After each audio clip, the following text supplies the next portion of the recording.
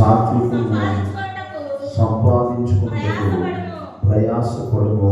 దేవుడు తన పరిశుద్ధ వాక్కులు మనందరి వినికిల్లో దీవించి ఆశీర్వదించునుగాక. ఆమేన్. దేవుడులారా, అపొస్తలుడైన పౌలు ఇక్కడ తెలియజేస్తున్న మాటలను మనం గమనించినట్లయితే, దైవజనుడా నువ్వేం చేయాలో, అంటే దేవుని బిడ్డలు ఏం చేయాలో ఇక్కడ చాలా స్పష్టంగా పౌలు చెబుతున్నట్లు మనం చూస్తూ ఉన్నాం.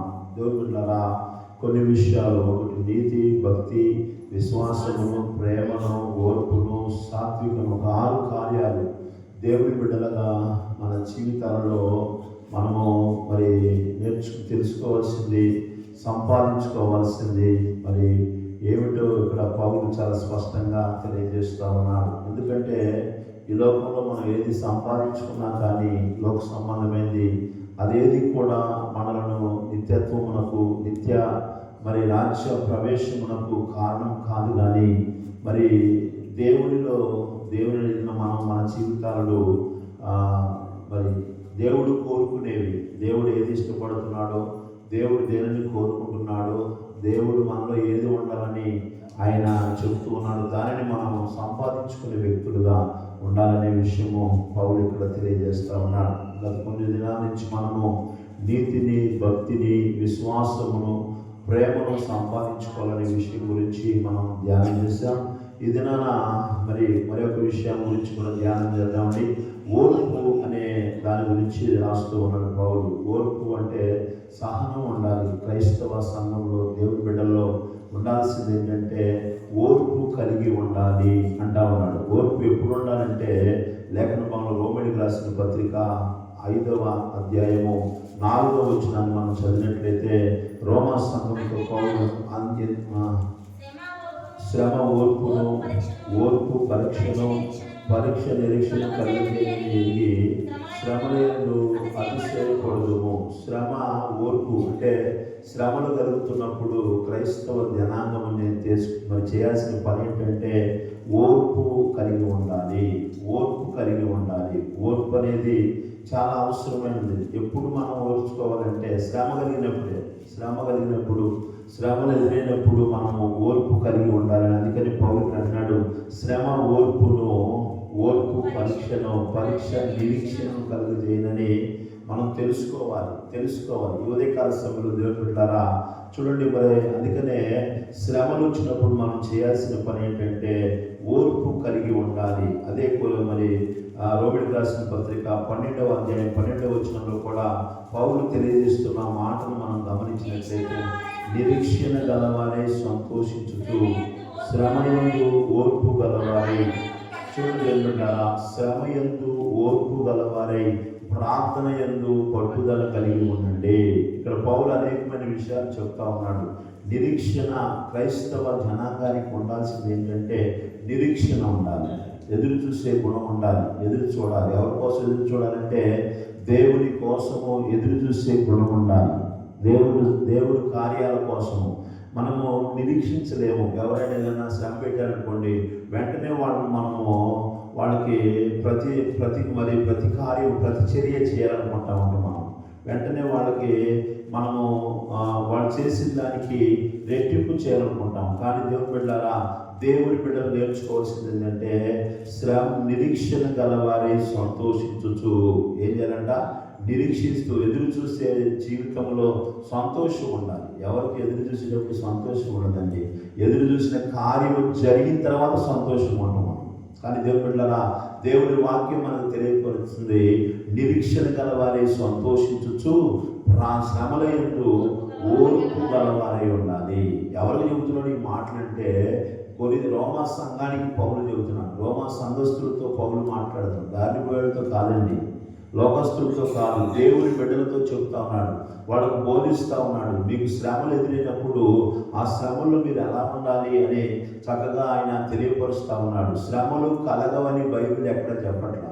యేసు ప్రభు వారు, శిష్యులు అనేకులు కూడా ఏం చెప్పారంటే ఈ లోకంలో జీవిస్తున్న మనకు శ్రమ కలుగుతుంది అని చెప్పాడు. యేసు ప్రభు వారు యోహాను సువార్త 16వ అధ్యాయం 33వ వచనంలో అంటున్నాడు, లోకములో మీకు శ్రమ కలుగును అంటున్నాడు. లోకములో మీకు అనే మాట, ఈ ఈ లోకం మనందరం ఇప్పుడు లోకంలో జీవిస్తూ ఉన్నాం. లోకంలో ఉన్న దేవుని బిడ్డలకి ఏం కలుగుతుందంట?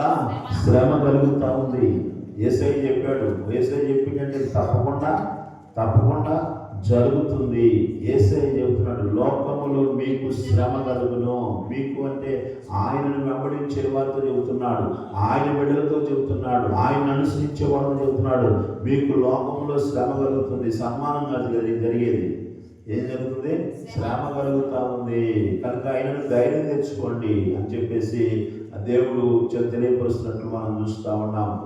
దశలోనికి రాసిన మొదటి పత్రిక 3వ అధ్యాయం 3-4 వచనంలో కూడా పౌలు దశలోనికి ఆ సంఘానికి చెబుతున్న మాటలను మనం గమనించినట్లయితే 3-4 చదవండి. శ్రమల వలన ఎవడును కదిలింపబడకూడనట్లు మిమ్మల్ని స్థిరపరచుటకును, మీ విశ్వాసం విషయమే మిమ్మల్ని హెచ్చరించుటకును, మన సహోదరులను క్రీస్తు సువార్త విషయంలో దేవుని పరిచారకుడైన తిమోతిని పంపించితిని. మేము మీ వద్ద ఉన్నప్పుడు మనము శ్రమ అనుభవించవలసి ఉన్నదని మీతో ముందుగా చెప్పితివి కదా, అలాగే జరిగినది. ఇది మీకును తెలియను. అట్టి శ్రమను అనుభవించుటకు మనము నియమించబడిన వారమని మీరు ఎరుగుదురు. చాలా విషయాలు ఇక్కడ పౌలు చెబుతా ఉన్నాడు. శ్రమ కలగదని మీకు నేను చెప్పలేదు అబ్బాయి అంటున్నాడు ఆయన. చాలా విషయాలు చెబుతా ఉన్నాడు. దేవుని బిడ్డలారా, శ్రమ కలిగినప్పుడు మనం ఏం చేస్తాం? కదిలించబడతాము, స్థిరత్వాన్ని కోల్పోతాము, నెమ్మది లేని జీవితాన్ని మనం గడుపుతూ ఉంటాము. శ్రమ ఎదురైనప్పుడు నా ప్రియమైన దేవుని బిడ్డలారా, శ్రమలు మనల్ని కదిలించి వేస్తాయి. శ్రమలు మనల్ని స్థిరత్వంలో నుంచి తప్పిపోయేలాగా చేస్తాయి. స్థిరంగా ఉండలేము మనం శ్రమ ఉన్నప్పుడు. అన్నీ ఉన్నప్పుడు ఎంతో సంతోషంగా ఉంటాం, కానీ శ్రమ మనల్ని కదిలిస్తుంది. అందుకని పౌలు అంటున్నాడు, ఈ శ్రమల వలన ఎవడును కదిలింపకున్నట్లు మిమ్మల్ని స్థిరపరచుటకు. చూడండి, ఆ సంఘంలో ఎదురవుతున్న సమస్యలు, శ్రమలు, ఇబ్బందులు వల్ల ఏ విశ్వాసం కూడా చెదిరిపోకుండా విశ్వాసంలో బలపరచబడాలని పౌలు ఏం చేస్తున్నాడంటే వాళ్ళ దగ్గరికి ఎవరిని పంపిస్తున్నాడు? తిమోతిని మీ దగ్గరికి పంపిస్తున్నానయ్యా, తిమోతిని మీ దగ్గరికి పంపిస్తా ఉన్నాను. దేవుని బిడ్డలారా, అందుకని అంటున్నాడు, మీ యొద్ద ఉన్నప్పుడు మనము శ్రమ అనుభవించవలసి ఉన్నదని ముందుగానే మీకు చెప్పితే కదా. ముందుగానే చెప్పారంట. ఏమండి, క్రైస్తవంలోకి దేవుళ్ళలోకి మీరు వస్తే మీకు ఏం కలుగుతుందని చెప్పారు? ఇప్పుడు ఎక్కడ చూసినా మందిరానికి వస్తే మేలు కలుగుతుంది, అది కలుగుతుంది అని చెప్తా ఉంటారు కదా చాలామంది. ఈరోజు చెప్పే మాటలు ఏంటి? ఇక్కడికి వస్తే మేలు కలుగుతుంది. కానీ వాక్యము చెబుతుంది, మా దగ్గరికి వచ్చినప్పుడు ముందుగానే మీకు చెప్పాము, అబ్బాయి మీకు ఏం కలుగుతుందని చెప్పామో ముందుగానే మీకు మనము శ్రమను అనుభవించవలసిందని మీకు ముందుగానే చెప్పితివి కదా. అలాగే జరిగింది అయ్యా. ఇప్పుడు ముందే చెప్పారు వాళ్ళు. ఎవరైనా ముందే చెబితే శ్రమలు వస్తాయని అంతే వస్తారా? మనం వస్తారా? రావండి. కానీ వాళ్ళు వచ్చారు. వచ్చిన తర్వాత శ్రమలు వచ్చాయి. అప్పుడు పౌలు వాళ్ళని ధైర్యపరుస్తున్నాడు, అట్టి శ్రమలు అనుభవించుటకు మనము నియమించబడి ఉన్నామని, నియమించబడిన వారమని మీరు ఎరుగుదురు కదా. ఎందుకు మనల్ని దేవుడు నియమించుకున్నాడా? ఎందుకు నియమించుకున్నాడు? శ్రమలు అనుభవించాలి ఈ లోకంలో. ఇలాగంటే క్రైస్తవానికి ఎవరు రాడేమో నాకు తెలిసి. ఎందుకంటే శ్రమలు బాధ్యత మేము వస్తుంటే శ్రమలు అనుభవించాలని దేవుడు చెబుతున్నాడేంటి అనే విషయాలు మనకు దానిని జీర్ణించుకోలేము. మనం శ్రమలు కలిగితే అంటే ఎవరు రాడండి. మనము ఎందుకు నియమించమంటాము? ఎందుకు దేవుడు సెలెక్ట్ చేసుకున్నాడు తెలుసా? నా నిమిత్తం అతడు ఎన్ని శ్రమలు అనుభవించాలో అని పౌలుతో చెబుతున్నాడు దేవుడు. పౌలుతో చెబుతున్నాడు, నా నిమిత్తం అతను ఎన్ని శ్రమలు అనుభవించాలో నేను అతనికి చూపించదని అన్నయ్య అనే భక్తులతో చెబుతున్నాడు. పౌలుని అయ్యా వాడు దుర్మార్గుడుగా అయ్యా అంటే అతను నేను ఎందుకు ఎన్నుకున్నానంటే నా నిమిత్తము అతడు ఎన్ని శ్రమలు అనుభవించాలో నేను అతని ద్వారా చూపిస్తాను అంటున్నాడు. శ్రమలు అనుభవించడానికే మీరు నియమించబడుతుంది కదా, మీరు ఎరుగుదురు కదా, మీకు తెలుసు కదయ్యా. శ్రమలు వచ్చినప్పుడు మనం ఏం చేయాలంటే ఓర్పు గలవారమై ఉండాలి. ఓర్పు అనేది ఉండాలి, సహనం ఉండాలి. నా ప్రియమైన దేవుని బిడ్డలారా, ఈ యొక్క ఉదయకాల సమయంలో మనం గమనించాలి, దేవుని మాటలు మనకు తెలియజేస్తున్నాయి. శ్రమలు కలుగుతాయి, కష్టాలు వస్తాయి, ఇరుకులు వస్తాయి, ఇబ్బందులు వస్తాయి. ఇవేవి వచ్చినా కానీ మనం దేవునిలో కదిలిపోకుండా స్థిరంగా ఉన్నప్పుడు మాత్రమే అంతం వరకు సహించిన వాడే రక్షించబడును. దేవునికి స్తోత్రం కలుగును. హల్లెలూయా. నీకు శ్రమ వచ్చిందని అత్త ద్వారా, మామ ద్వారా, ఇరుగు పొరుగు ద్వారా, తోటి సహోదరుల ద్వారా శ్రమ వచ్చిందని కదిలించబడుతున్నావేమో. ఒకసారి పరిశీలన చేసుకోవాలి. శ్రమలు వచ్చినప్పుడు దేవుని బిడ్డలు ఏం చేయాలో కూడా యేసయ్య చెప్పిండండి. శ్రమలు వచ్చినప్పుడు ఏం చేయాలో యేసయ్య చక్కగా చెప్పాడు. నా నిమిత్తము జనులు మిమ్మల్ని నిందించి, హింసించి, మీ మీద చెడ్డ మాటలు పలుకున్నప్పుడల్లా మీరు ఏం చేయాలంట? సంతోషించి గంతులు వేయాలంట. కానీ మనం అది చేయం, ఏడుస్తూ ఉంటాం కూర్చొని. ఏందమ్మా ఏడుతున్న? వాళ్ళు నన్ను అవమానించారు, వాళ్ళు మమ్మల్ని నిందించారు, మమ్మల్ని వాళ్ళు హేళన చేశారు అని మనం ఏం చేస్తుంటామంటే ఏడుస్తూ ఉంటామండి. ఏడుపు పాటలు పాడతాం, సంతోష పాటలు పాడమం కదా. ఎవరైనా అవమానపరిచారనుకోండి, ఎవరైనా నిందించారనుకోండి, అంటే ఈ దేవుని బిడ్డలారా యేసయ్య చెబుతున్న మాట ఏంటంటే మత్తయి సువార్త 5వ అధ్యాయం 11, 12 వచనాల్లో చక్కగా యేసు ప్రభు వారు తన దగ్గరికి వచ్చిన ఆ ప్రజలతో చెప్తున్నాను, నా నిమిత్తము జనులు మిమ్మల్ని నిందించి, హింసించి, మీ మీద అబద్ధంగా చెడ్డ మాటలు పలికినప్పుడల్లా మీరు ధన్యులు అంటే ఏంటి తెలుసు? భాగ్యవంతులు మీరు. ఎవరైనా మీరు దేవుని నిమిత్తమై ఈరోజు చాలా మంది లోకంలో దేవుని నిమిత్తమై దేవుని బిడ్డలే దూషిస్తున్నారండి. దేవుని బిడ్డలే బైబిల్ పట్టుకుని పొద్దునే ఆడికి పోతుంది అమ్మ అని అవమానపరచు. పెద్ద వచ్చిందండి భక్తురాలు. ఎవరు అంటున్నారు? ఇది అన్యులు మాట్లాడుతున్నారు, దేవుని బిడ్డలే మాట్లాడుతున్నారు. ఆ మాట్లాడి దేవుడు రాసుకుంటారు. ఎవరు రాసుకుంటారు? ఈరోజు దేవుని బిడ్డలను అవమానపరిస్తే, నిందిస్తే ఆ మాటలు దేవుడు రాసుకుంటాడు. దేవుని కోర్టులో నువ్వు నిలబడాలి. ఎవరి కోర్టులో? ఇక్కడ కోర్టులో వాళ్ళేమో మోసం చేయొచ్చు మనం కదా, డబ్బులు ఇచ్చి వాళ్ళేమో మనం మోసం చేయొచ్చు. ఇక్కడ ఉన్న కోర్టులో చేస్తున్నారు, జరగవచ్చు. కానీ దేవుని కోర్టులో ఎక్కడ మోసం చేస్తావు? ఎక్కడ ఏం చెబుతున్నావు?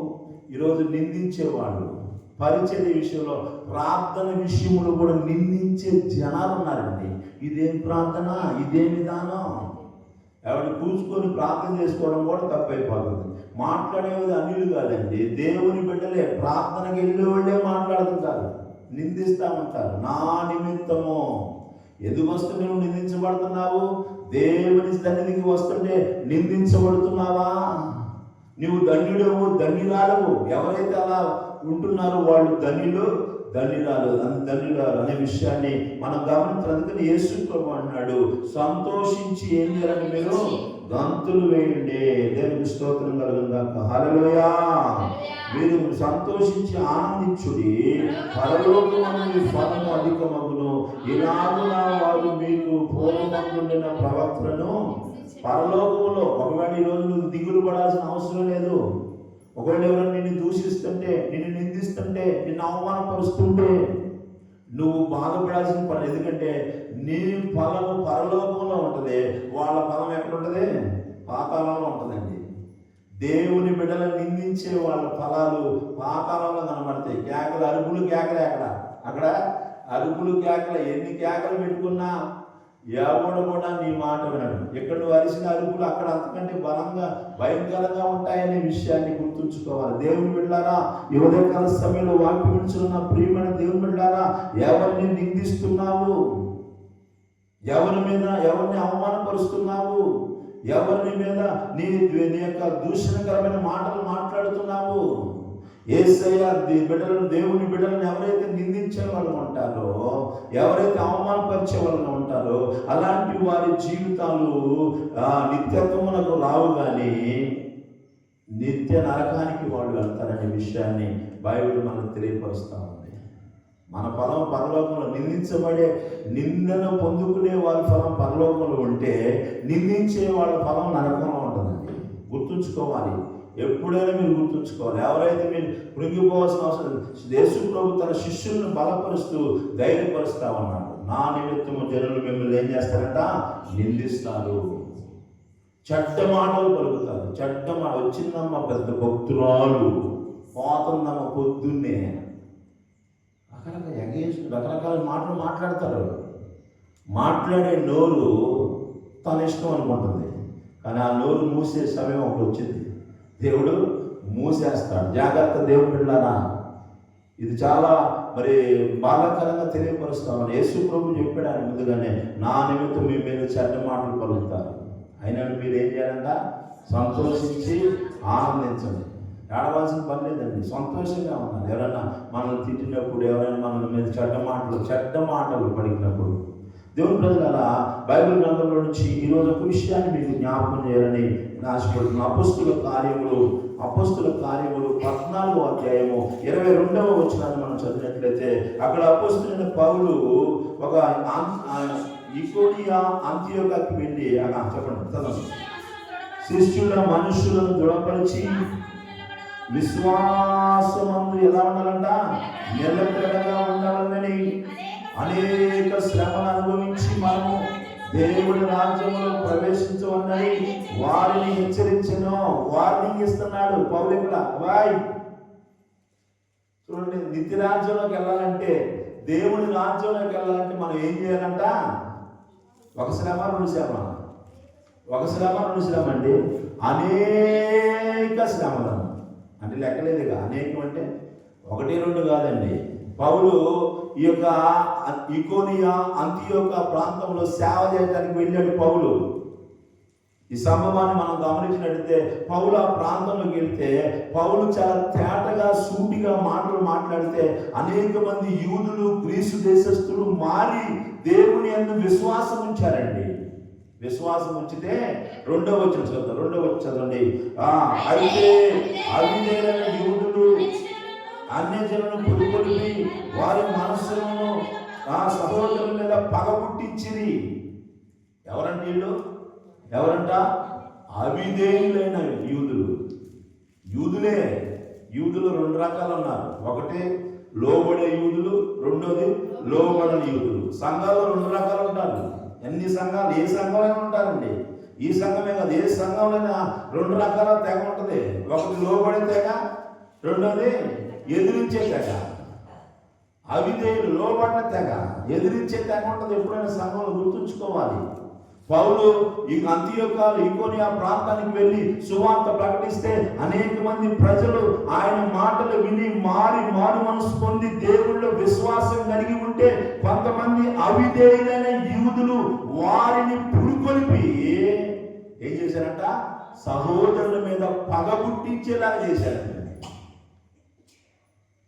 గమనించండి, ఉదయకాల సమయంలో పౌలు బర్నబాలు సేవ చేస్తుంటే, వాళ్ళ ద్వారా అనేకులు రక్షించబడుతుంటే సంతోషించాల్సిన యూదులు, అందుకని చెడు యూదులు పెట్టు పడరాని పాటలు. యూదుల్లో ఎలాంటి ఉన్నారు? మంచి వాళ్ళు ఉన్నారు, చెడుగు చేసేవాళ్ళు ఉన్నారు. క్రైస్తవ సంఘాల్లో నేటి కాలంలో మంచి చేసేవాళ్ళు ఉన్నారు, చెడుగు చేసేవాళ్ళు ఉన్నారు. ఈరోజు ఈ ఉదయకాల సమయంలో వాక్యం వినిచిన నా ప్రియమైన దేవుని బిడ్డలారా, ఏ గుంపులో ఉన్నా, ఏ తెగలో ఉన్నాము, ఈరోజు సహోదరుల మీద పగ పుట్టించారంటండి. పగ పుట్టించేలాగా మరి ఏ మాటలు చెప్పారో వాళ్ళు కదా, ఏ మాటలు చెప్తారండి. కొంతమంది ఉంటారండి భలేగా వేస్తే చెప్తుంటారు మాటలు. వాళ్ళ మాటలు వింటే ఎట్టంటోడికైనా పగ వచ్చేసింది. చక్కగా నీట్గా పెట్టేస్తారండి గొడవలు. కుటుంబాల్లో గొడవలు నీట్గా చెప్తారు. వాళ్ళు నాకు తెలియదమ్మా అంటారు. మళ్ళీ నాకు ఏం తెలియదమ్మా అంటారు. పెట్టాల్సినన్ని పుట్టించాల్సిన అగ్గిపులలో వేయాల్సినవి వేసి మంటలు రగిలించిపోతుంటారు కొంతమంది. యూదులు ఏం చేశారు చూడండి, ఇక్కడ అనేకమైన విషయాలను పగ పుట్టించారు. 4వ వచనం చూస్తే భేదాలు పుట్టించారంట. వాళ్ళ మధ్య వాళ్ళకి భేదాలు వచ్చేలా చేశారంట. చూడండి, కొంతమందికి పని ఏంటంటే ఏం పని ఉండదు.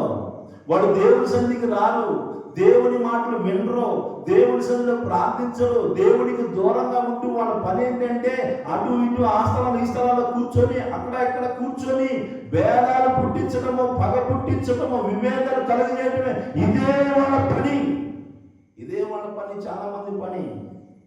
ఈరోజు ఏ స్థితిలో ఉన్నామో ఒకసారి పరిశీలన చేసుకోవాలి.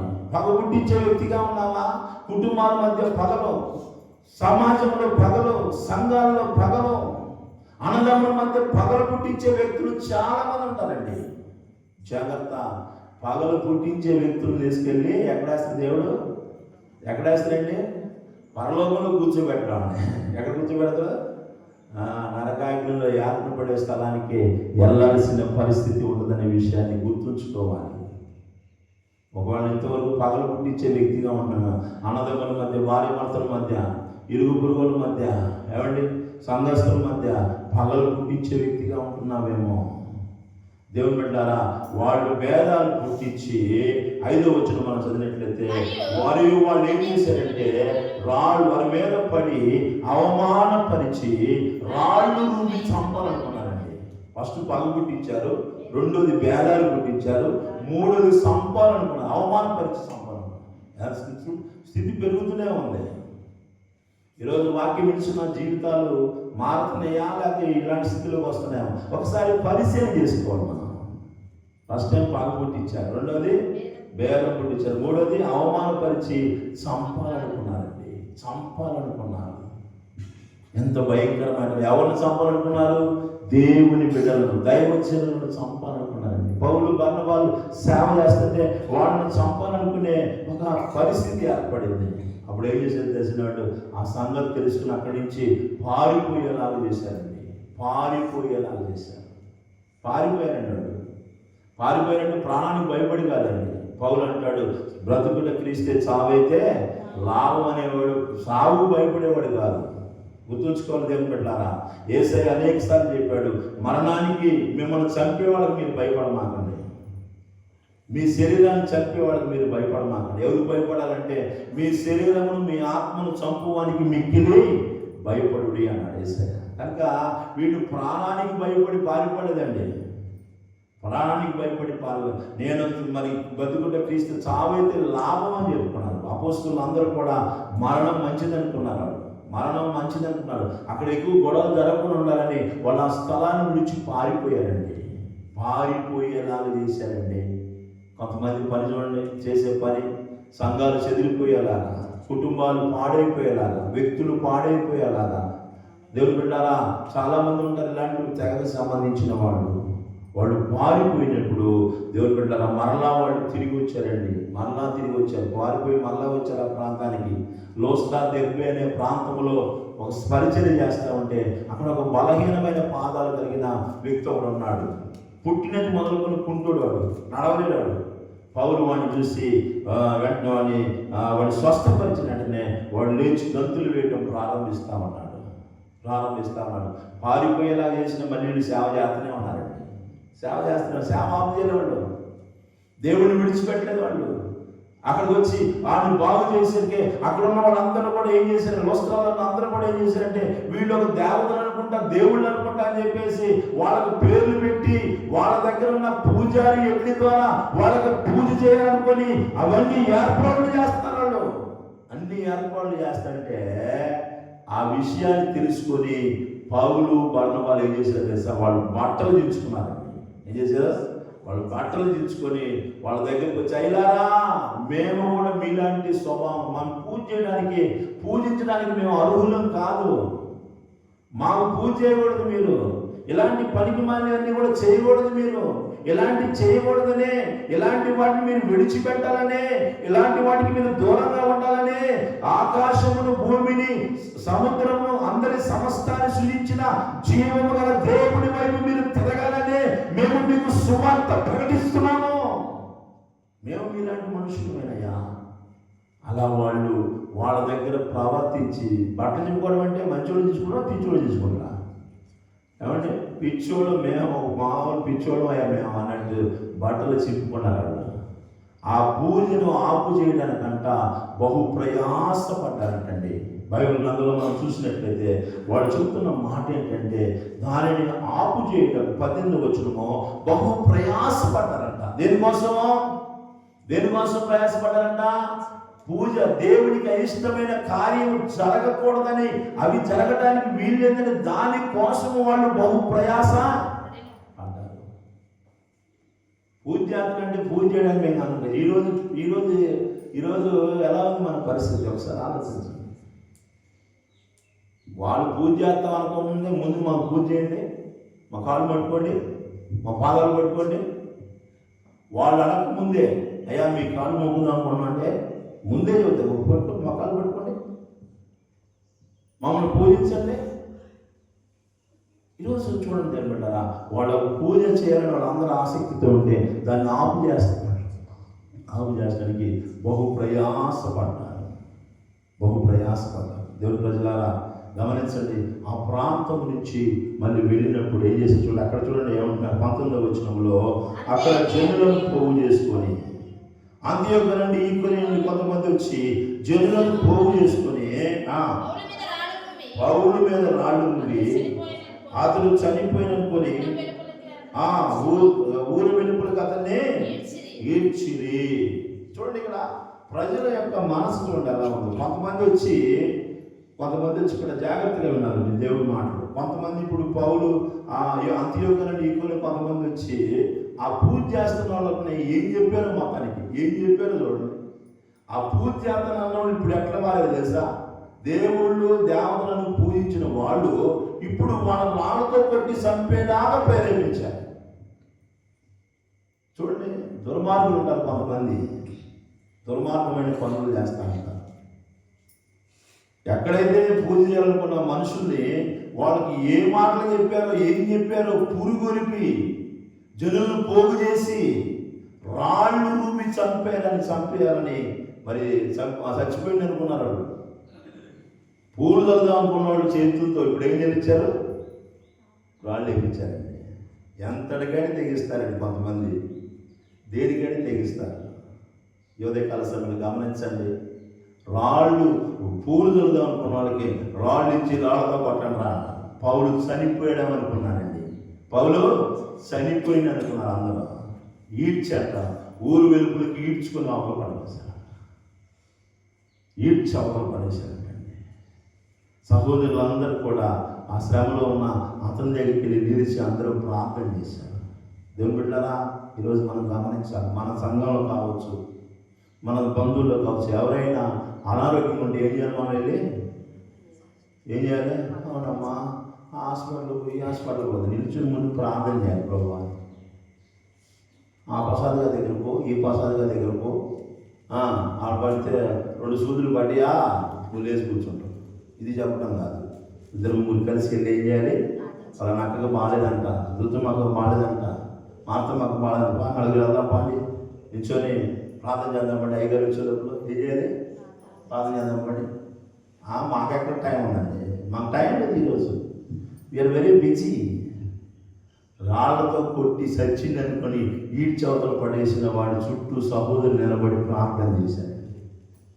ఈరోజు ఎవరి సమస్యలు ఏమైనా ఏం చేయాలి, సంఘం ఏం చేయాలి, సహోదరులు ఏం చేయాలి, అన్నమాట బాగాలేదంటాం, అవునా సర్లే అనుకోవడం కాదు, 4 కలిసి వెళ్ళి ఏం చేయాలి, వాళ్ళ చుట్టూ నిలబడి ప్రార్థన చేయాలి.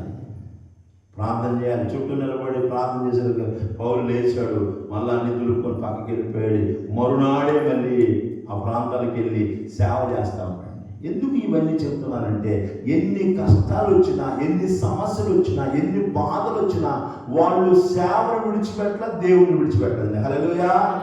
ఎన్నో కష్టాలు వచ్చినాయి, పగబట్టిన వ్యక్తులు ఉన్నారు, భేదాలు పుట్టించిన వ్యక్తులు ఉన్నారు, రాళ్లతో కొట్టి చంపాలనుకున్న వ్యక్తులు ఉన్నారు, అవమానపరిచిన వ్యక్తులు ఉన్నారు, గాయపరిచిన వ్యక్తులు ఉన్నారు, బాధ పెట్టిన వ్యక్తులు ఉన్నారు. ఈడ్చి పడేశారంటండి, కుక్కను చచ్చిపోయిన కుక్కను ఈడ్చినట్టు ఈడ్చి పడేసినా కానీ వాళ్ళు మరునాడు లేచి, ఏది ప్రభువా నీలోకి వస్తే మాకేంటి శ్రమలో, మాకేంటి బాధలో, మాకేంటి అవమానాలు, మాకేంటి నిందలో, మాకేంటి గాయాలు అనుకోలేదండి. వాళ్ళు ఓర్పు కలిగి ఉన్నారు. ఎన్ని శ్రమలు వచ్చినా, ఎన్ని కష్టాలు వచ్చినా, ఎన్ని ఇబ్బందులు వచ్చినా, ఎన్ని ఇరుకులు వచ్చినా, యూదులు ఎవరంటే దేవుడు ఎన్నుకున్న యూదులు, యూద జాతుల నుంచి యేసయ్య వచ్చాడు.